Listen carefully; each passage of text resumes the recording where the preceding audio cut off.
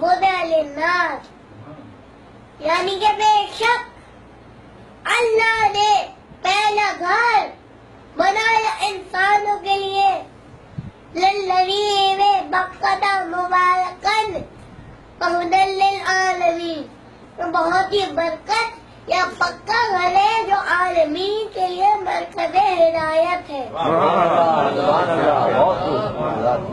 عالم کہتے ہیں ایک دنیا یا ایک جہان یا ایک ورلڈ، اور عالمین مانے ساری دنیا یا سارے جہان یا سارے ورلڈ، یعنی اللہ رب العالمین، اللہ عالمین کا رب ہے، رسول رحمت للعالمین، رسول عالمین کے لیے رحمت ہے، اسی طرح کعبہ ہدی للعالمین، کعبہ عالمین کے لیے مرکز ہدایت ہے۔ آواز بلند تلاوت،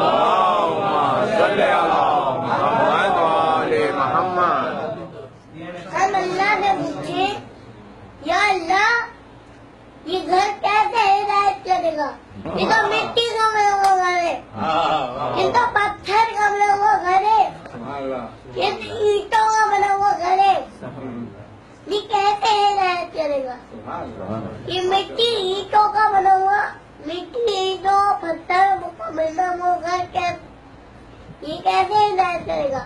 نہ تو یہ بول سکتا ہے، نہ تو بتا سکتا ہے، نہ تو سن سکتا ہے، یہ کیسے ہدایت کرے گا؟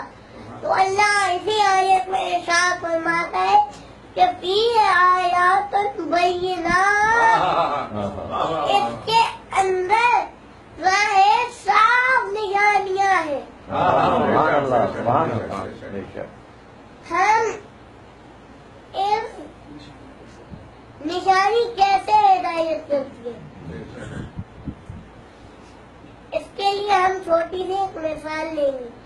جیسے ہم گاڑی میں گئے، روڈ پر آئے، ہم نے کیا دیکھا؟ ایک سگنل لگا ہوا ہے، اس پر 3 لائٹ جلی ہے، ایک ریڈ، ایک یلو، ایک گرین۔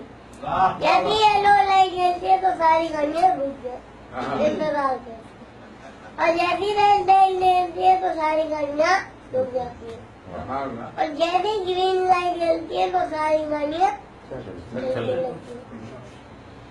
تو ہم نے کیا دیکھا؟ نہ تو سگنل بولا، نہ تو کوئی حرکت، نہ تو چلا، لیکن اس نے اپنے اشاروں سے سمجھا دیا کہ کب رکنا ہے، کب چلنا ہے، اور کب انتظار کرنا ہے۔ اسی طرح کعبہ بھی ہدایت کرتا ہے۔